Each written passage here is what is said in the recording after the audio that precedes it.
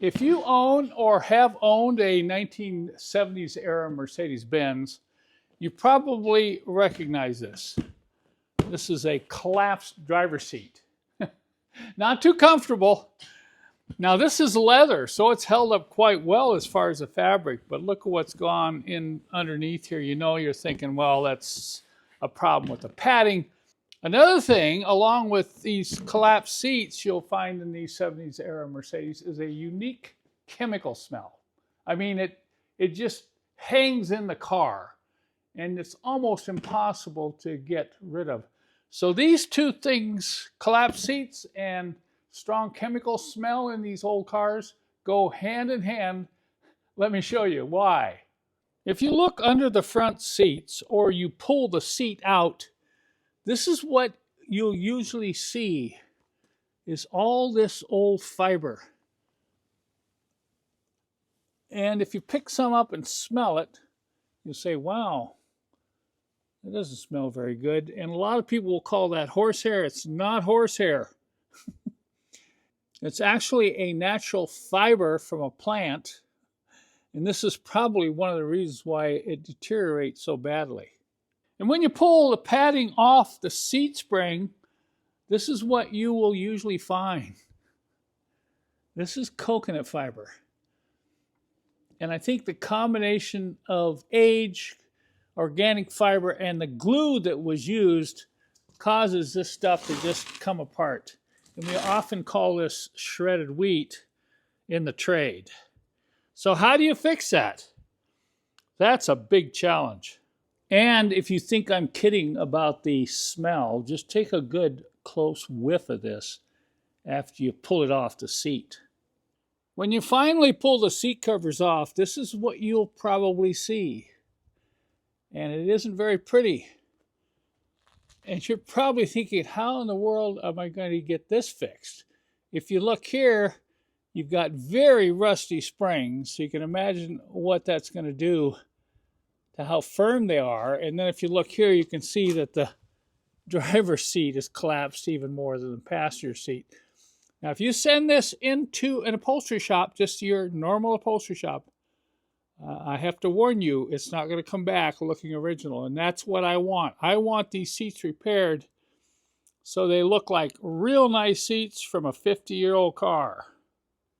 You can see initially here, I have two issues I have to deal with: the padding and the springs. And this is very unique padding. If you think you can just go out and buy a big chunk of foam and stick on here, your seat is going to look a little pudgy, all right? I'm just warning you. And with these springs, look at how much these have collapsed. This is the driver's side. You know, I could put a whole bunch of foam in here and try to build it up, but then you're going to get this pudgy look again. So at this point, because of the rust and corrosion in these springs, I'm going to look for new springs. And I'm also going to look for new padding, and I'm going to have to get it on the used market because these parts aren't available new anymore. Fortunately, and I mean this is very fortunate, I recently took apart a very nice set of 1980 W116 seats, and look at the pad. This is what the pad is supposed to look like. And that's why, just thinking you can do this with regular foam, you're going to have to get really creative because this has, you know, a high spot and a curve, and you have to suck in the upholstery on this side, and then the way it fits over the spring. Look at that.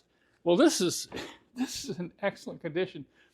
You can still, from time to time, find these on eBay. The padding is for sale off original seats. And that's the way I prefer to go. I prefer to go out and find good original padding, even if it takes a while. Look at how the factory came in and just put this little stuffing in the corners to make it just right. Now, what about the spring? The spring's going to be a different issue, but I should mention, if you're wondering about your newer model, around 1980 and after, they went to foam pads. They still deteriorate, but they don't deteriorate quite as badly as these old coconut fiber pads that were installed in most of these cars in the 1970s. It is much easier to find good used springs. You'll see these advertised on eBay. From time to time, I get them in, I put them on my website, and they're gone, okay? Now, the reason it's easy for the springs is the spring was the same in the late W116. This is a 1975 model. I think a couple years later, they moved away from this type of spring arrangement to this type here. And then in the W123, they carried it on. But guess what? The bases in the 116 and the 123 are the same, and they can go right or left side. So this spring you're seeing here is out of a W123. And look, I've already bolted in the base and the tracks just to make sure everything lines up before I continue with this spring. So I'm going to have to source another spring. I only have one of these. I'm looking at this spring and I'm thinking it may need a modification or two because there is some sag. You'll see this all the time, right where the person sits, right here. You can see it's sagged down a little bit. I don't think a lot of people who own these cars know this, but if you're doing seat repair, remember, you can go get a seat spring out of a late W123 that'll fit your older W116 chassis. So when I do one of these seats like this, I do quite a bit of trial fitting to make sure everything's fitting. It's gonna all work out before I start pulling everything together and reinstalling the cover. So I'm looking at this and I'm thinking, wow, these three springs have dropped down about 1/4 inch. Now I do have a seat spring reinforcement kit on my website that I could use to get these springs raised up. And particularly if you have broken springs, my kit will help you fix the broken spring and get your seat back to some firmness. Because a lot of times, particularly on the driver, outside you'll find springs that are broken. They usually break right in here. The top ones are usually okay. So what I'm going to do here, I'm going to consider building this area up with a little padding, and I'm going to show you the type of padding I use to fit specifically where I want it. First, I've cut it the exact width here, so when the upholstery gets tucked down, it's not going to stick past. And then if you look closely here, I've gone right between this spring here and this spring here, which are at the original height, and it's these three springs that have sagged down a little bit. This is closed cell tough foam. You cannot tear it. It will not deteriorate. So if I put that in there like that, you see I'm regaining some of the height from the original springs that's been lost due to fatigue. Now I want to trial fit the pad to see if the pad fits properly and tight around this outside edge. I slip the padding back and then roll these edges over underneath, and this padding fits beautifully on this spring. I'll just flip it over here so you can kind of see what you're dealing with here. You can see how that pad rolls underneath and rolls here. I'm not going to fasten it now. Now I want to position that blue foam. In fact, I'm going to pull it out first. All right, now watch my hand movement here. See that? As I come from the front to the back, you can see it's dropping. And if I put this back in,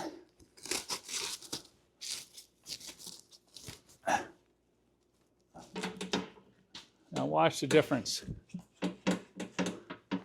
And you still get the full movement of this foam. That's what's so nice about that blue closed cell foam. So I'm really happy with this change here. I will glue that pad to the spring so it cannot move around when I do the final assembly. I pulled the cover on over the top of the padding, and it's fitting very well. Now you're going to say, well, Ken, it's kind of mushy and sloppy here. Well, it has been tucked down. The way this works is you got to pull this whole thing down. So when you see you start pulling here, you also have two rods that come through here that get pulled down, and then you have the back that gets pulled down. So when you see all this is going to get pulled down, This is going to look pretty good, and it's going to look original. I mentioned earlier in the video about the challenges of just sending your seat out to the normal automotive upholstery shop. And I need to clarify, I realize there are some custom shops that could get almost original material and do this properly, but that is a rarity. Let me tell you from what I've seen. Here's one I recently pulled out of a 123. Customer took it to your average auto repair shop, and you look at that and you think, well, that doesn't look too bad. But when you compare it to the original seat, particularly in terms of the material and the stitching and the tucks in each of these pleats, you really notice a difference. For me, I like to retain the original look.